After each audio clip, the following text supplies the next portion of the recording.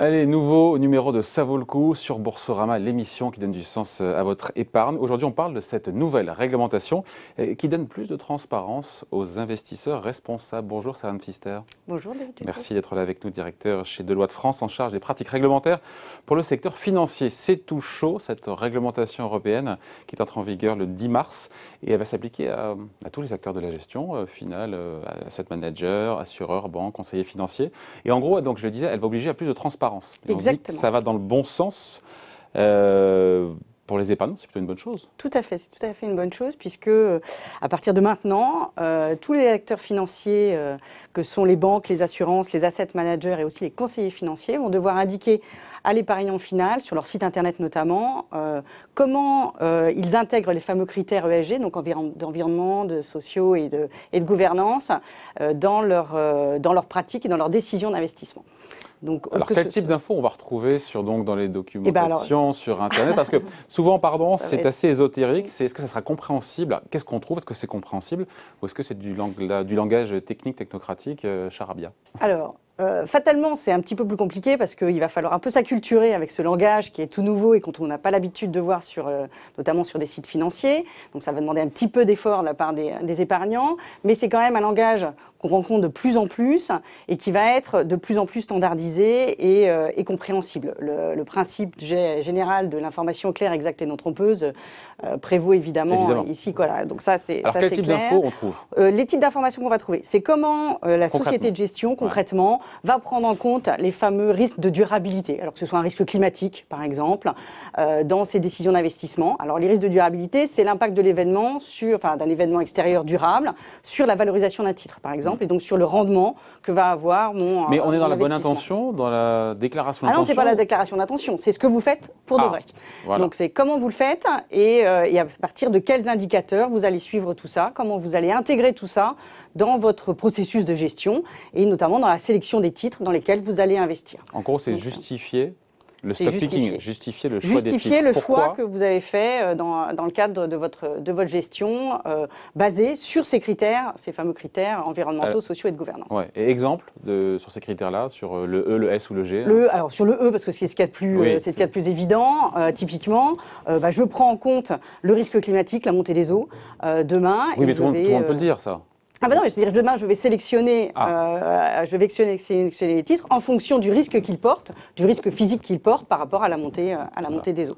Et je vais potentiellement, ça se traduit derrière en termes financiers, bien sûr, parce que ces risques climatiques-là vont avoir un impact financier sur la valorisation du titre. Et je vais choisir soit de ne pas investir carrément, soit d'essayer de les accompagner dans leur transition pour les faire évoluer. Il y a ESG, il y a le S. Donc, le S, pour le social, on peut dire, la recherche de la diversité, la présence de femmes dans exactement. Un des indicateurs, ça va être la diversité ou le ratio de diversité moyen dans les conseils d'administration des entreprises dans lesquelles j'investis. Et ça, c'est des indicateurs qu'on va essayer bien évidemment de faire évoluer dans le bon sens au fil du temps.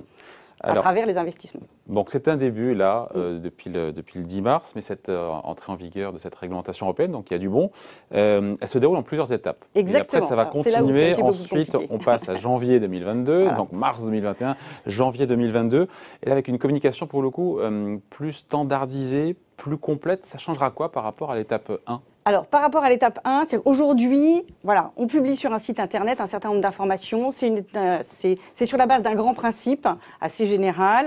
Et donc, du coup, on va avoir des informations qui ont une forme et une standardisation assez hétérogène. Demain, aujourd'hui, chacun fait un peu sa communication. Va faire sa communication sur la base de ce qu'il réalise. À partir de janvier prochain, on a un format standard qui va nous être imposé. Ça fait longtemps qu'on l'attend, ça. Voilà. C'est vrai. Hein. Non, mais c'est vrai. Et ça va être, une petite fiche, si vous voulez, d'information qui va pouvoir être remise au client final sur finalement qu'est-ce que c'est que ce produit-là, est-ce qu'il intègre des caractéristiques environnementales ou sociales, est-ce qu'il a un objectif d'investissement durable, est-ce qu'il vise à réduire de 40% les émissions de gaz à effet de serre de son portefeuille sur une durée déterminée, tout ça. Et puis après, on va nous expliquer comment est-ce qu'on fait ça, sur la base de quel type de politique, quels sont les indicateurs que je suis. Je vois pas bien l'avancée par rapport à aujourd'hui et janvier prochain, pardon. Aujourd'hui, vous avez des choses qui sont... on va retrouver ce même type d'informations, sauf que c'est un petit peu moins bien organisé, c'est moins facile à retrouver. Là, ce sera beaucoup plus codifié et ce sera plus facile à retrouver dans les documents, notamment dans les documents d'information qui sont à la disposition des investisseurs finaux, de tous les documents réglementaires, type prospectus par exemple. Dans le prospectus d'un fonds aujourd'hui, vous allez avoir cette information-là qui va être dans la stratégie d'investissement, donc plus ou moins bien organisée. Demain, vous aurez une annexe à ce prospectus-là, qui, elle, sera extrêmement bien organisée, standardisée et qui permettra la comparabilité entre les produits. Parce que c'est ça, et là je fais le lien pour le coup avec le dernier étage de la fusée, en 2023, juin 2023. Voilà. Et là, l'idée, ça sera carrément de pouvoir comparer les placements ESG, ce qui est vraiment difficile aujourd'hui. Mais là, on se dit, mais aussi sur quels critères objectifs on pourra comparer deux EPCM, deux SICAV. Là, du coup, le régulateur a résolu ce problème-là en imposant un certain nombre d'indicateurs à suivre par l'ensemble des acteurs du marché financier. Et cette liste-là, elle est exhaustive. Il faudra les suivre et il faudra les suivre dans le temps. Donc, il faudra pouvoir dire typiquement quel est le montant des des émissions de gaz à effet de serre sur mon portefeuille. Ouais. Pareil, la diversité, le ratio de diversité dans les conseils d'administration. Et donc, on verra tel fonds c'est tant de baisse d'émissions de gaz à effet de serre, l'autre c'est X%. Voilà, et donc, on verra ce genre de choses apparaître. Exactement, on verra. Alors, évidemment, il y a des indicateurs en fonction de la stratégie d'investissement qui seront plus ou moins mis en avant par les asset managers, mais logiquement, on aura un petit tableau, très simple, hein, avec tous ces petits indicateurs-là, et il faudra donner les valeurs qui vont en face. Donc, le taux d'émission de gaz à effet de serre sur le portefeuille, la température du portefeuille, enfin voilà, il y a tout un tas. Et puis, la température du portefeuille, c'est-à-dire, c'est quoi ça la température? Aujourd'hui, on calcule les températures de portefeuille, c'est-à-dire qu'on est en capacité de dire, sur la base d'un portefeuille la plupart du temps. Celui-là, 37,2. Voilà, c'est ça. Non, l'impact, voilà, que ça, et le risque physique que ça porte derrière.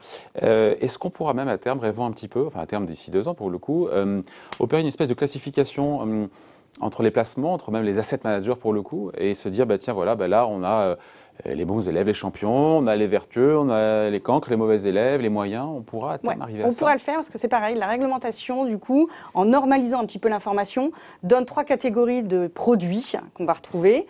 Les super vertueux, hein, si on veut, les champions de l'investissement responsable, qui eux vont mettre en avant un objectif d'investissement responsable.